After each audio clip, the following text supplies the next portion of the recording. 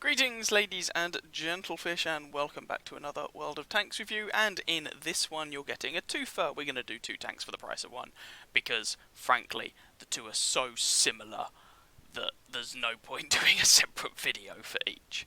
And we're going to be having a look at this, the Sherman, the iconic Tier 5 medium tank. Of course, there are two variants in the game. We have the M4A1 Sherman in the American tech tree at Tier 5, and we have the collector's vehicle, British collector's vehicle, the Sherman 3.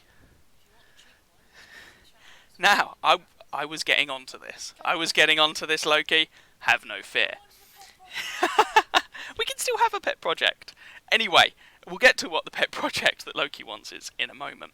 So, as ever, I'll just give you a little bit of a historical rundown of this thing, but I just wanted to say right off the bat, you know, some people have that tank that they play this game and they want to play, and for a lot of people it's something like a Tiger. I didn't really have that. I was happy to play a bit of anything, but the closest tank I get to that is a Sherman, because it's a frigging Sherman. These things are iconic. And whilst I think it's a massive oversimplification and overstatement to say this tank won the Second World War, I think if there were ever a tank to have that accolade, it would be this. So, what on earth is the deal with the Sherman? Well, if we rewind the clock back to the interwar period, the Americans were doing their isolationisty thing between the First and the Second World Wars.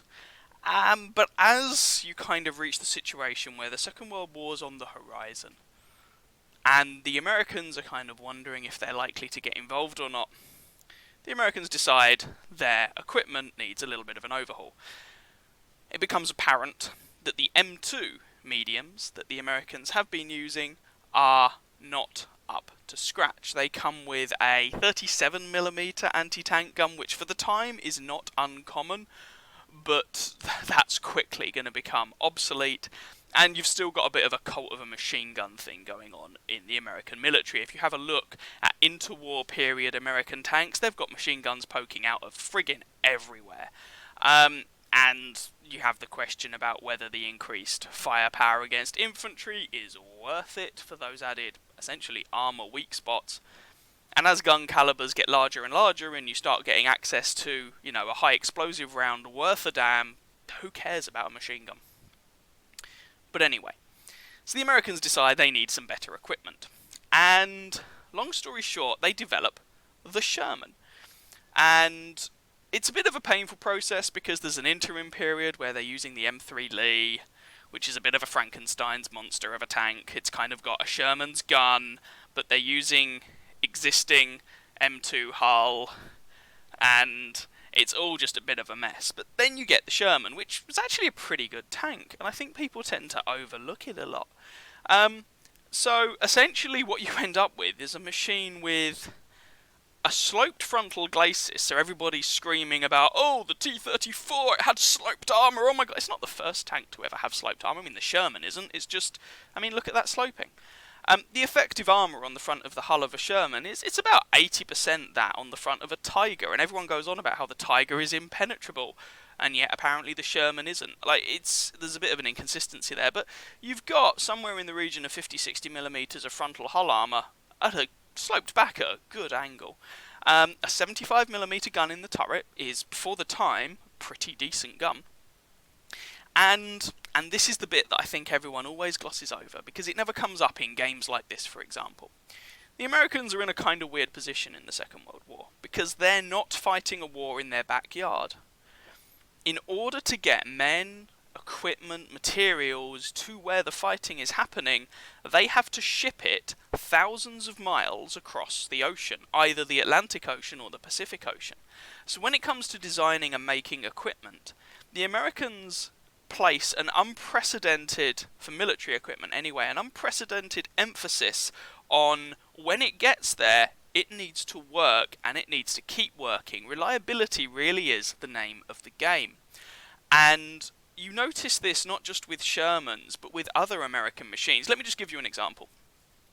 Operation Crusader in North Africa is one of the first times that the Germans suffer a proper honest-to-goodness defeat. Now, the operation, frankly, is a bit of a mess, but one thing that's notable is that in the planning of that operation, despite pressure from our good friend Winston Churchill to get stuck in quickly, he wants them to attack, attack, attack, attack, attack. The commanding officer who is overseeing actually the entire Middle East region, including North Africa, that's uh, a large purview, a General Auchinleck. He holds off and he says, I am not doing anything until I consider we are ready. And one of the things he stipulates is that he requires there to be a tank reserve. Operation Crusader is planned as predominantly a tank battle. He requires there to be a tank reserve equivalent to 50% of the fighting strength they are planning to use in the battle. So, if they were planning to use 100 tanks, and they're not, they're planning to use a lot more, he would require a reserve of 50. And the dominant reason for that is because the British tanks just aren't very reliable. And the fact that you're in the desert in North Africa really doesn't help. And one thing that people often don't appreciate is you have to put a tank through quite a lot of modifications in order for the damn thing to work properly in the desert. But anyway, because the British cruiser tanks that they're predominantly using aren't that reliable, and that's not really as much of a statement against British tank design at the time as it is against just general tank design of the period. He requires a significant reserve because he's like, well, loads of them are going to break down, they're never going to see fighting, or they're going to break down after the fight, or whatever, so we need reserves. And also notable, the Americans have sent over some light tanks. We would, in-game, call it the Stuart, but that name hadn't been adopted at the time. And they're reliable. The Brits love them. And there's a case where the American... just to put this into perspective, like German tanks of the period, as a general rule of thumb, and this is not just Germans, you can include British-designed tanks and Russian tanks and whatnot, of the period, as a general rule of thumb, they tend to require some fairly hefty maintenance after they've driven a couple of hundred miles, a few hundred miles. There is an instance where there is a report that a particular... I cannot remember the exact component, but it's a small component. It's like a sprocket or a nut or something. And it is considered to have worn sufficiently that it could endanger the reliability of the tank after the tank has travelled 1,000 miles, and the American military consider this an unacceptable level of mechanical failure. The American standard for reliability in the Second World War for their tanks is unsurpassed.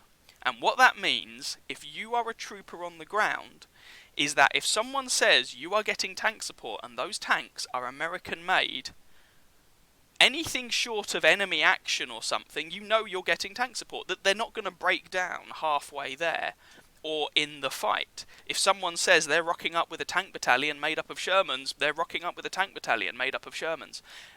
It's just such an impressive feat of engineering in the 1940s, in my humble opinion. So I'm a little bit of a Sherman fanboy. Deal with it, basically. And you can actually see this to this day. Over Christmas I watched A Bridge Too Far. It's a pretty well-known film. And in it, there's a couple of scenes where they have a German tank against the British or American, it's predominantly British for those scenes, troops. And German tanks are so easy to come by that they have to take a contemporary, so Cold War era, because this film's made in the 70s, Leopard 1 tank, and they slap some additional panels on it to make it kind of look a bit like a Panther. And they use that. In comparison, when they're filming 30 Corps, which is essentially a tank corps with shed tons of Shermans in, they just have shed tons of Shermans. Because the things still bleedn't work. To this day, if you have a little pet project and you really want to find an old World War II tank, give it a bit of TLC and a fresh lick of paint and breathe some life into it, it is nigh on impossible to find a German machine. to the point that the Bovington Tank Museum made a massive deal of it when they got a working operational Tiger, when they managed to get a Tiger into that state. A quick internet search will bring up hundreds and hundreds of Shermans that you can get your hands on if you really want to, with a low price starting at about £5,000. I have joked many times that getting through rush hour traffic to work in South East London back when I was a teacher could have been made so much easier if I just drove a Sherman to work. Sure, it may only be doing 20 or 30 miles an hour, tops, but it's doing 20 or 30 miles an hour, and if there's traffic in the way, well, I'll just drive over them, it's fine. Worst come to the worst, no one's going to argue with a 75mm gun. Anyway. Oh, you have to disarm it. Disarm, dishmarm. The point is, it would have been hilarious. Anyway, I could wax on lyrical about the Sherman for ages, but I'm not going to, because you actually want to see how this performs when it comes to pew pew pew pew. So, let's go and have a look at the stats of this thing. Okay, so as normal we're going to use tanks.gg to compare these different machines. So what we've got is, in the first column, we've got the British Sherman 3 with the 76mm gun. In the second column, the American M4A1 with the 76mm gun. And then in the third column, we've got the Sherman 3 with the derp gun, and then the M4A1 Sherman with the derp gun. Okay? So that's how we're going to do this. And there are actually a surprising number of really small differences between these tanks, and even between the guns. So it's not just a case of saying, do you want to use the 76 or the 105? It's also, they give slightly different benefits to different versions of the tank. So, straight away you might notice that the derp gun is packing higher DPM. Please bear in mind that's a little bit of a fake number, because this is assuming you're firing high explosive and that you're penetrating all your shots, and you won't. So don't pay too much attention to this DPM comparison, but do pay attention to this one. Both equipped with the 76mm gun, the British Sherman 3 actually gets better DPM than the American M4. They have the same penetration and alpha damage, but the British tank has a slightly better reload, which is interesting to note. However, with the same gun, the American tank has a higher ammunition capacity. Now, I have never had a problem with ammunition with the 76mm gun. So, I don't think the ammunition capacity is really an issue, so I'm going to casually disregard it with regard to the American tank. What I will note, however, is that this is firing armour-piercing ammunition. The American M4A1 with the 76 gets APCR with its premium ammunition with 177 penetration, or whatever it is. I think it's 177. The British Sherman 3 gets premium AP instead with closer to 140, 150 penetration. So the important difference here is that the British version with the 76mm gun gets better DPM, but the American version gets higher gold pen and shell velocity because it's APCR. That's the main difference between the two 76mm guns. If you look at the howitzers, they are identical in every respect, right the way down to ammunition capacity. The British tank holds 10 extra rounds of ammunition, but again, I've never found the ammunition capacity an issue, so I'm going to casually ignore that because it essentially doesn't matter. So with the howitzer, the two tanks, in terms of gun performance, at least in terms of the raw numbers, are the same. In fact, across the board, they're the same. So what about gun handling? Well, this is where we get another small difference come in. So, they are broadly speaking the same here, except with the 76mm gun, the British Sherman gets slightly better gun bloom value when turning the turret than the American one. The American gets slightly worse gun bloom. So far we've got that with the 76mm gun, the American tank gets better gold pen and shell velocity with gold, but the British tank gets better DPM and slightly better gun handling.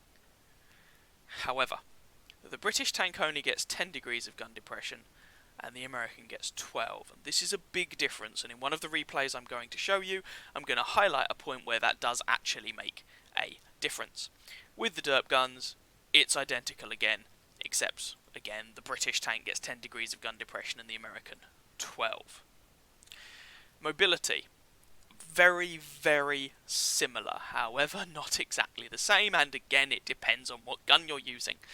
So if you're using the 76mm gun, then the British tank is actually ever so slightly heavier, and so has a slightly worse power to weight ratio.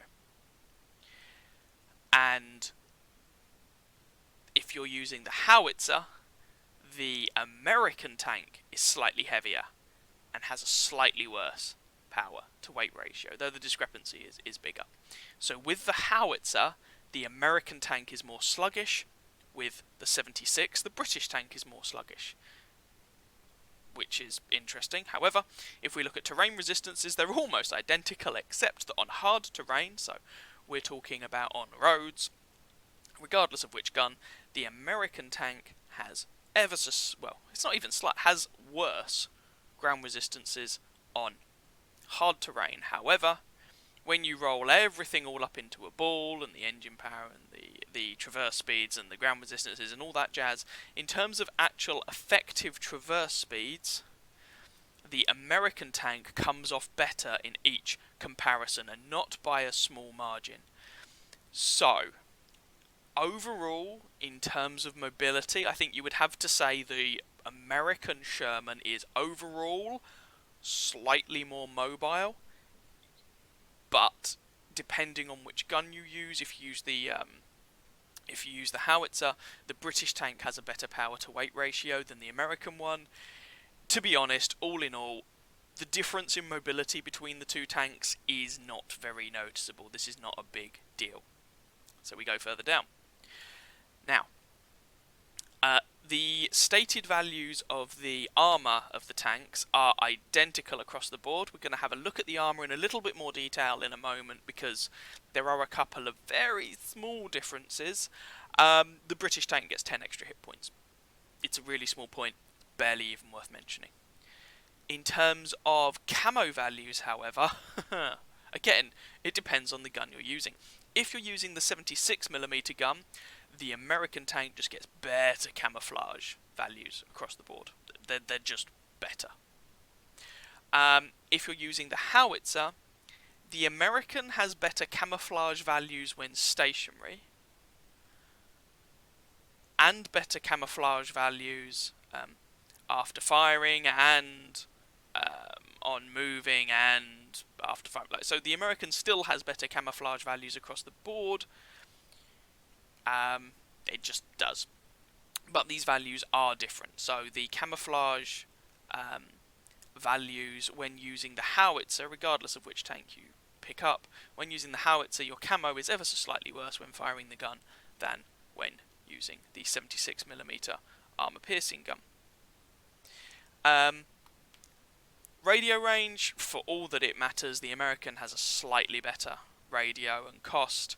There's 500 credits in it. It is essentially identical across the board. With the howitzer, the American gets fractionally cheaper ammunition, but there's 30 credits in it, who cares?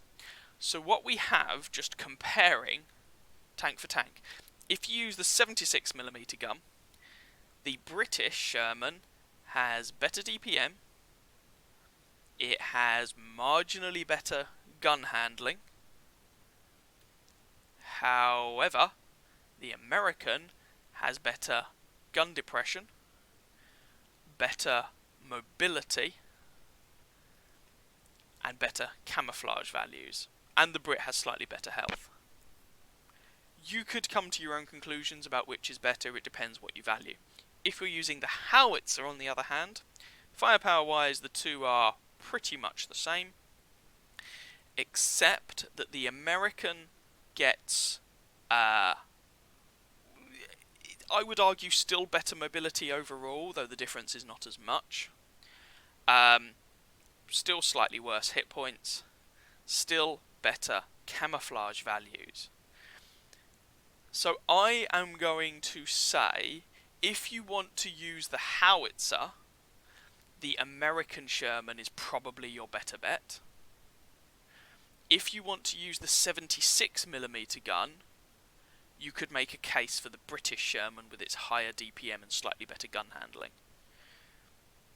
Just bear in mind the American tank gets slightly better gold pen, but I've found with the 76mm gun the penetration is generally good enough that you don't really want or need to fire gold. I don't think I fired a single round of it while I was preparing material for this review.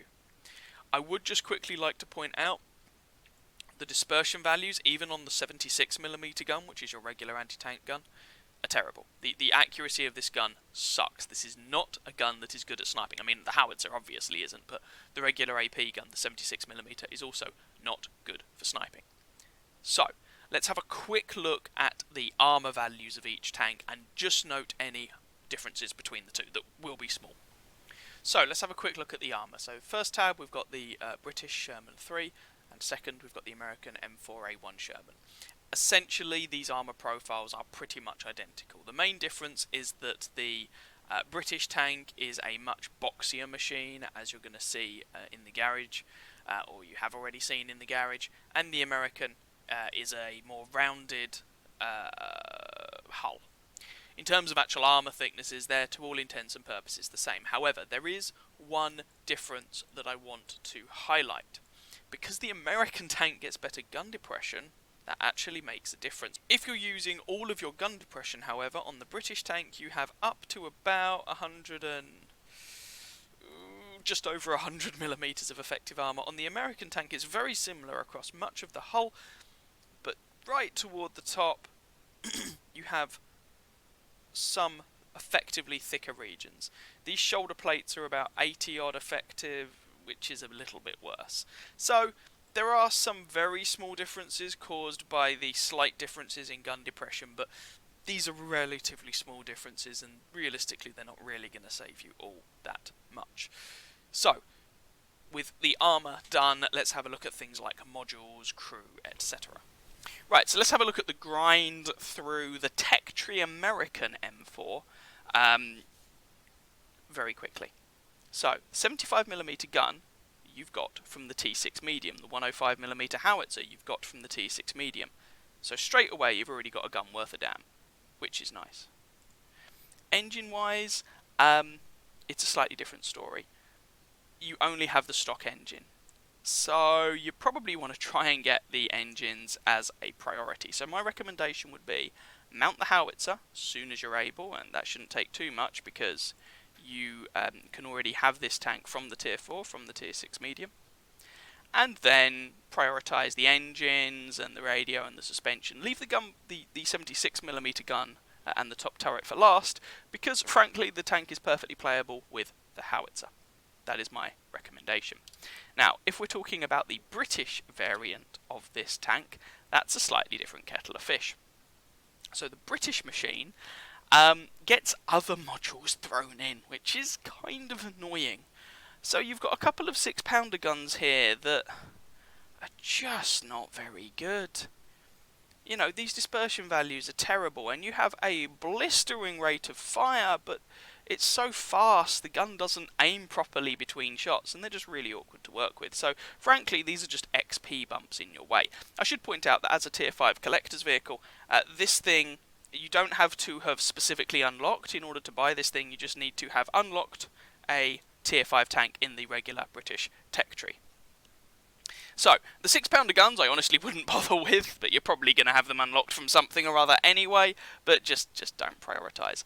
Now, this is where it gets a little frustrating, because you don't already have the howitzer unlocked, which means you need to bother unlocking it, which is 1,500 experience, which isn't that much, but on the American you get it already unlocked.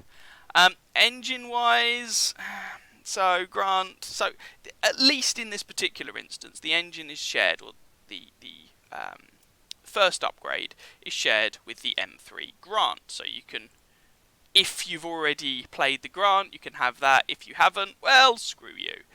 So realistically, what I would recommend for this is very similar to the American upgrade path, but try and get the howitzer as soon as you can. Get the howitzer, get the engines and the tracks, and then think about unlocking the 76mm gun. Don't worry too much about these 6-pounders because they suck. I just would not bother, which is why I'm not going to refer to them at any point again throughout the course of this review. The other thing I will note, however, because this thing is a collector's vehicle, Unlike the American tank, if you use the British variant, I think, I cannot confirm, but in my opinion, Wargaming have put tanks in the collector's vehicle bracket so that basically they can let them mothball, forget about them, and not worry about balancing them.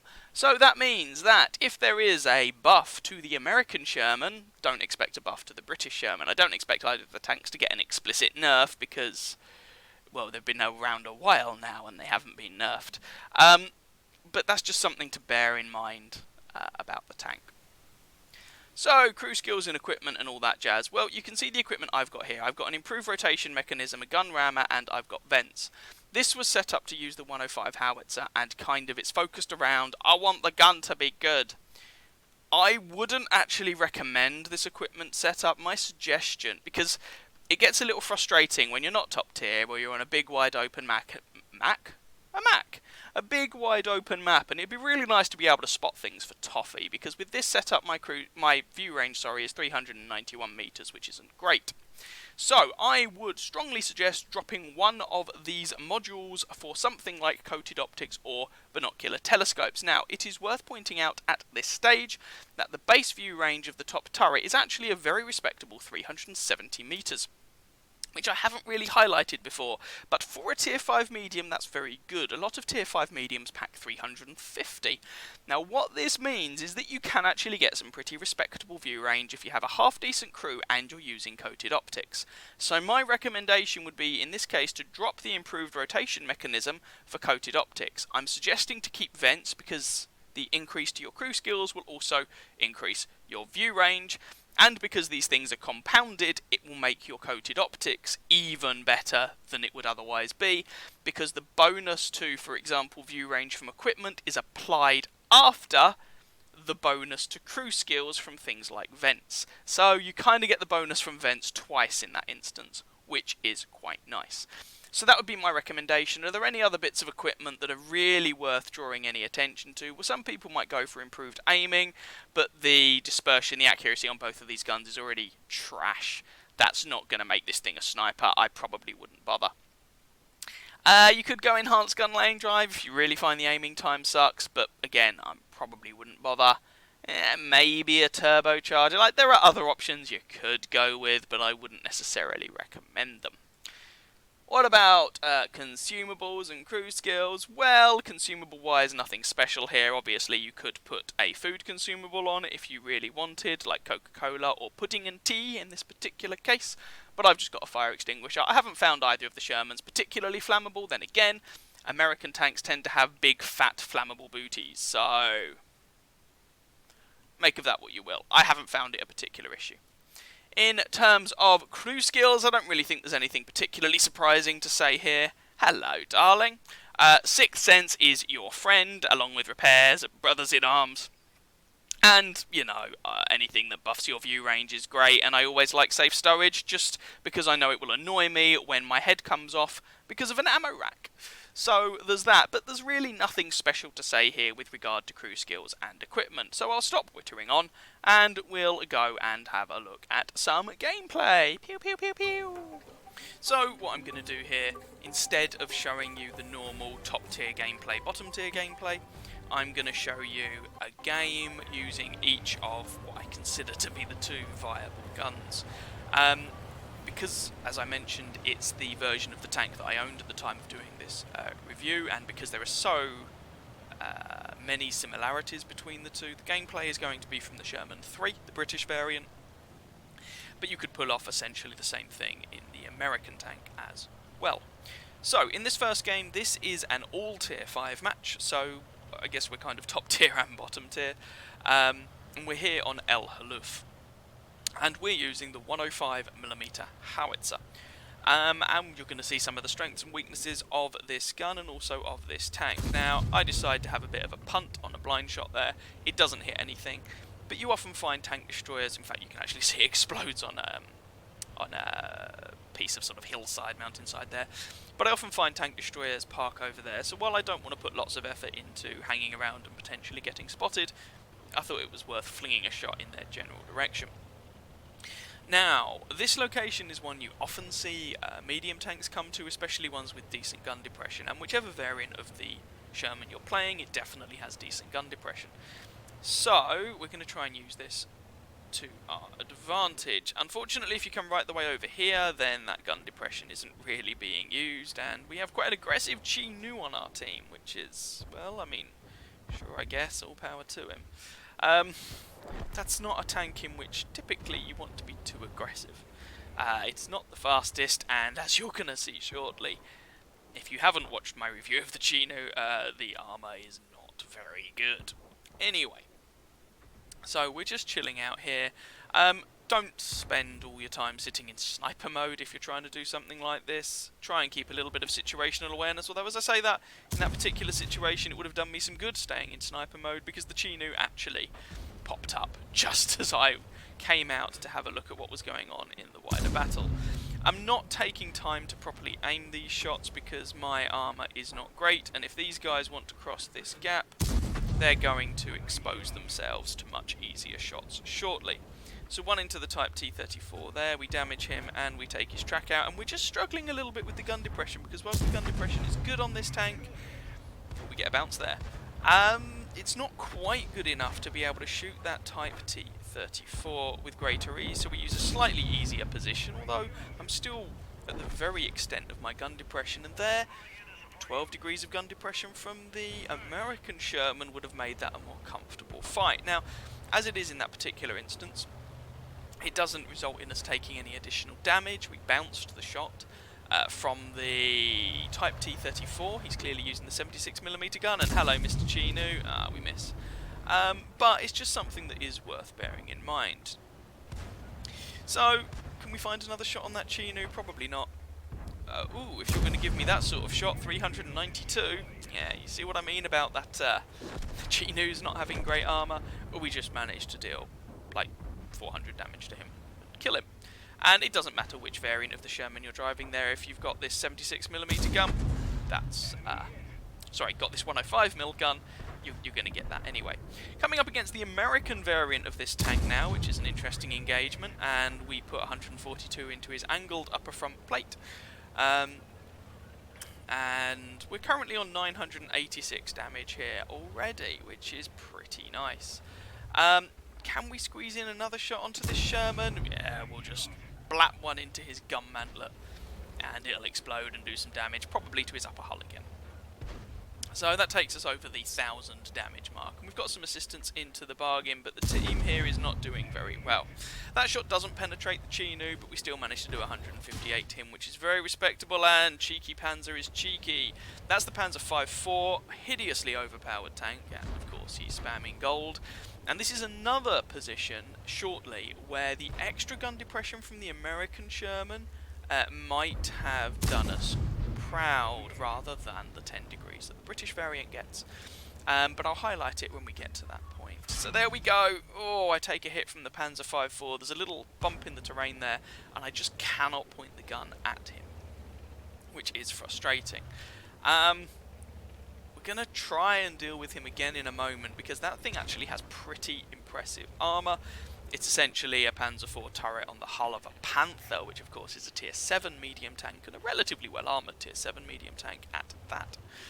The enemy Sherman, the M4A1, has now changed his position, so I feel that I'm able to come over here and try and do something about the BDR or the Panzer. Take that shot, but it doesn't quite do the business, and we take another penetration from that Panzer 5.4. With gold, he's got about 150 odd penetration from memory. Our armour's not going to hold up against 150 pen, realistically. You know, we'd have to get very lucky to bounce him. Now, coming over here, I really want to finish this Panzer off, and we actually managed to make it work there. Had we been able to land a shot on him earlier, possibly something we could have done with the extra gun depression, that would have been nice, and we actually make a mistake there. The BDR was looking our way. I didn't realise he was. I felt at that point that I had to take the risk to try and deal with the BDR, because he was just chowing down on our team.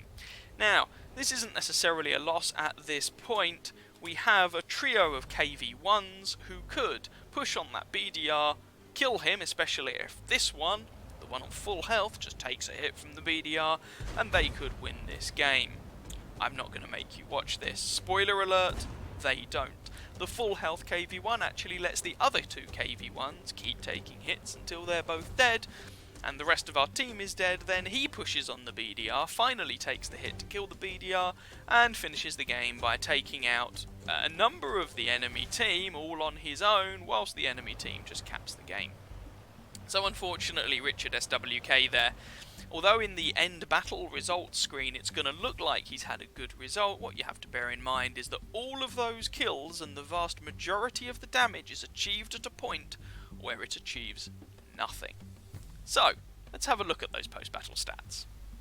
So, as I said, in the end that game is actually a defeat as the enemy team capture our base. We still had a good result though, and I thought it was interesting to show you a game where you can see the upsides of the howitzer, we're blapping that Chi-Nu and he really was having a bad day, and the fact that you don't have to, firing HE of course, you don't have to aim your shots as well, though of course you can for more damage, but it allows you to reduce your exposure time. But also the downsides in that you're going to miss quite a few shots, and the downsides of the Sherman 3 specifically, that slight lack of gun depression compared to the American tank at least, leading to a situation where we kind of took damage unnecessarily. So there we go, we finished second on our team in terms of damage or experience, but as I cautioned toward the end of the video clip, please bear in mind that the majority of the damage and all of the kills done by our top scoring KV-1 were all done at a point where essentially the game was already over. Had the enemy team decided not to cap out and kept feeding him one tank at a time, which is what they had been doing, then perhaps he could have got a win from that, but the enemy team weren't completely stupid and just capped it out and won. Shoutouts should go, I feel, to the enemy Panzer V-4.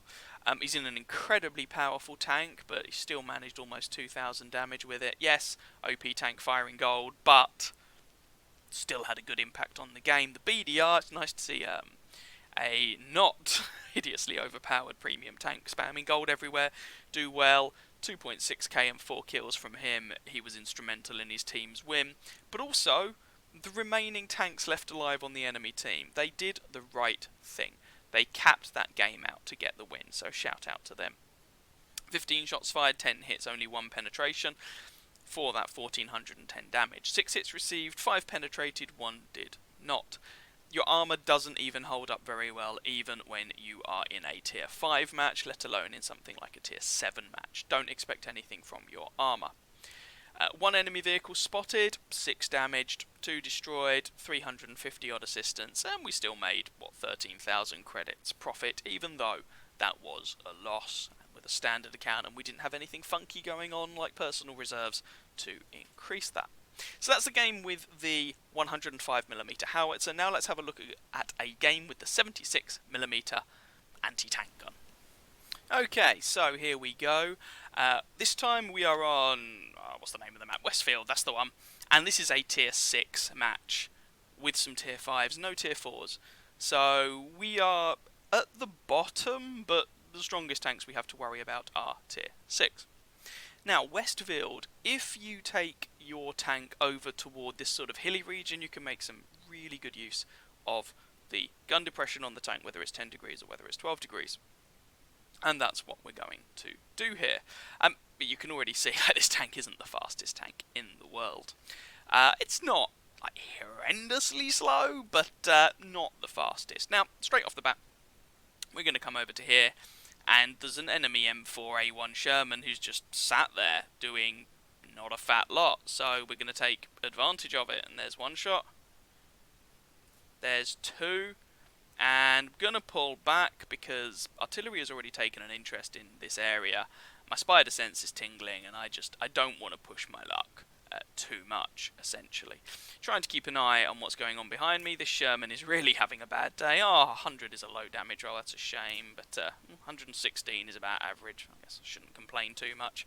And suddenly that enemy Sherman is a 1-shot. He's having a bad day. Can we possibly finish this guy off? Yes, we can. At obligatory 56 damage ammo rack because reasons. Hey, look, I'm not going to complain. It's fine. So at this point we can actually go up here and just sort of work this ridgeline. The enemy artillery is actually already dead. I believe it was our friendly artillery, the oh god, that overpowered thing, that did it. So we don't have to worry about that. The scoreline's 5-1, and spoiler alert, this is not a long game. So the enemy OI, I'm not sure if he's AFK, but he's just sat there. He's certainly not looking at us, so we don't have to expose ourselves very much. This is a low risk play, and we can just chip away at this guy's health. And you can see the decent reload on this gun. It's around just a shade over 3.5 seconds with my setup on the Sherman 3.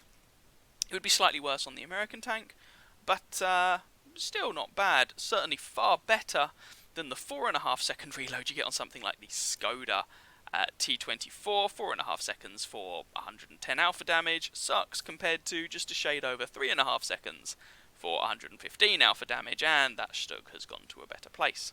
KV1S, the enemy team has fought back a little bit, by the way. We're only now winning by 2 kills. Ooh, hello, do you want to play? Do you? Let me deal with this KV1S and then I'll get to you. What? Screw you and your armor, making me actually aim, and then I bounce anyway. Well, that's disappointing. Come on, come on.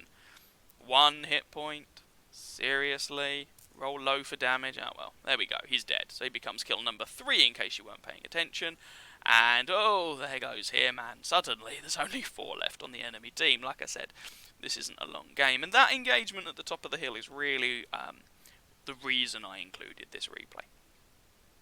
KV1, well, there is a second reason, but we're going to get to that in a minute. And there's a VK over here as well. Ugh, critical damage. Probably just damaged his tracks. And, no.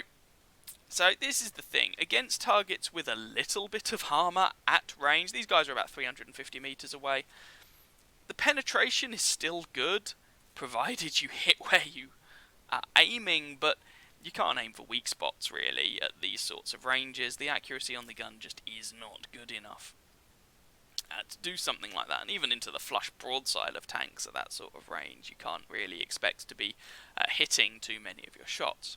So this should just be a case of chasing down the last few enemy tanks and polishing the game off. But there is one more bit I want to bring your attention to when we get to it. So we're just going around trying to deal with the VK or the KV. I don't really care about my hit points at this point. I've got 610 HP to work with. If some people are going to blat me, fine. We should have this game pretty much in the bag. Hello, Mr. KV1, and there's another shot into him. Can we go for the tracks or something? No, we go for the bum because, well, with this gun sometimes it's not really worth going for the tracks. There we go. We don't get the kill. The S35 picks up the kill on the KV. That's fine. Let's go for the Chaffee. Come on. Now, I'm not fast enough to really close the distance very much, so I'm going to take some speculative long-range shots. Yeah, it's spoiler alert, it's not going to go well. So this guy, there we go, he's stationary, aim, aim, aim, aim, aim, and miss, and aim, aim, aim. This guy's 505 meters away now, and he misses. Combination of the dubious accuracy combined with poor shell velocity. Well, it's not poor for tier 5, but it's still not great, of 800 meters per second, and those shots just were not hitting. Now, so I really want to highlight, you do not get an accurate tank with the Sherman, regardless of the flavour of Sherman you go for and regardless of the gun you use. Anyway, let's have a look at the post-game stats for this one. So that actually ended up being second class mastery, arsonist for, not arsonist, sorry, demolitionist for ammo racking that poor Sherman, sharpshooter 5 for effect bruiser, and a Lavashlios medal, which you pick up for killing 2 enemy tanks that are a higher tier than you when you're driving around in your mediums. And if you have a look, of my 3 kills, one was on the Sherman, who's the same tier as me, but we killed the KV1S and the OI, both of whom are tier 6, so Lavashlios medal, hurrah!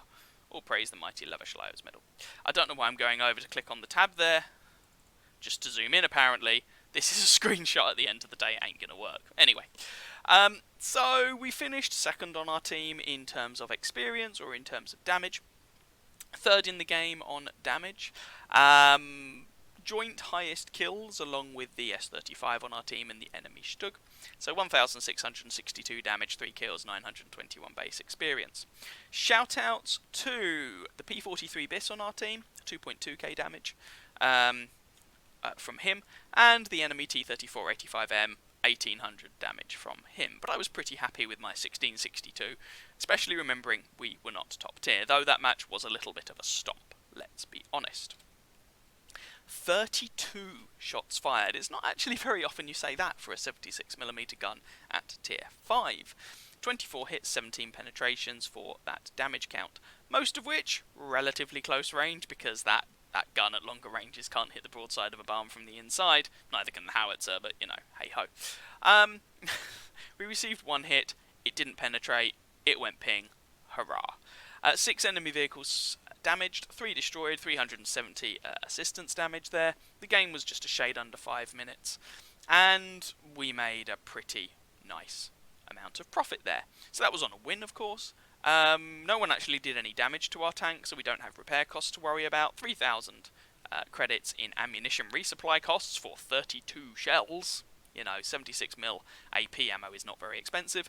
19,500 credits profit made, and there was an award on at the time that gave us an experience, a mission on at the time, or something, that gave us an experience boost.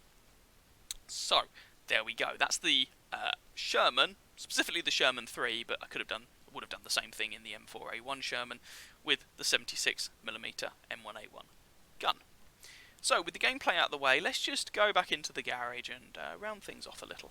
So, what are my thoughts on this tank? Well, it's a bit of a mixed bag. When I first got my hands on a Sherman, it was the American tech tree variant, the M4A1. I played it with the 76mm gun and I hated it. I hated it so much that actually for this review I was almost just going to use the howitzer. I'm glad I didn't, and I don't think that would have made a proper review if I had, but I was tempted. I since rebought both the American variant and then bought the British variant that you see here, and had a lot of fun with the howitzer. However, since then, Wargaming have made what I think is one of the best changes ever made to this game. They buffed the hit point pool of low to mid tier tanks. Now I think that was a very good change because it reduced the difference in combat capacity between some of the lower tiers, which I think was needed, and it also reduced the number of one-shots from mid-tier derp guns, which were a little too silly. I could still argue it's a bit much, but it helped in that regard. However, that has kind of hindered the Sherman, because I feel it has made the howitzer version less fun than it used to be. And I'm not saying necessarily, I think that's a good thing for the game overall, but if you're looking at buying one of these tanks, it's something to bear in mind. Having said that, this thing is still alright with the 76mm gun, but I'm just left in the position where, personally, do I want to keep one of the tier 5 Shermans hanging around? I've got plenty of other tier 5 tanks. Where the Sherman I really enjoy playing is the tier 6, the American one, the M4A3E8. I love my Easy 8. Given the choice, I'd just play that. So, for me, personally, I'm not going to keep one of the tier 5 Shermans. You're going to have baby noises in the background, potentially. I'm not going to keep one of the tier 5 Shermans. In fact, I'm actually going to sell this after I've done the review. However, it's a decent tank. It's certainly not a painful tank to play, assuming your crews aren't awful and assuming you're not trying to snipe with it too much. And you can still definitely have fun in this thing. So that's kind of where we are. It's not a bad tank. You can have a lot of fun in it, but personally, I enjoy the tier 6 more, so given the choice, I would just play the tier 6 more. That's where I stand. So, there we go. I hope you guys found that review vaguely informative or interesting. As a point of information for you, my intention for tank reviews in the near future is to go back up the American medium tank line, which was the first tank line I got to tier 10 in. And I want to give those reviews a bit of a lick of paint and see how those tanks do in the current game, and also finally review a tier 10, because I've never properly reviewed a tier 10 on this channel. And it seems to make sense to start at the M48 Fatten, because that was my first tier 10. All praise the mighty Fatten. So, yeah, there we have it. I hope you guys enjoyed. Maybe found it informative. If you did, you know what you can do. You can watch some other videos. You can Push the big fat subscribe button if you haven't already. Make sure you turn notifications on because YouTube is YouTube. There's Discord in the video description, all the good stuff. There's a link to Patreon if you want to throw support my way. It's entirely up to you. Regardless of what you choose to do, though, I do hope you have lots of fun, and I wish you the best of luck and happy hunting on that battlefield. Ciao, ciao.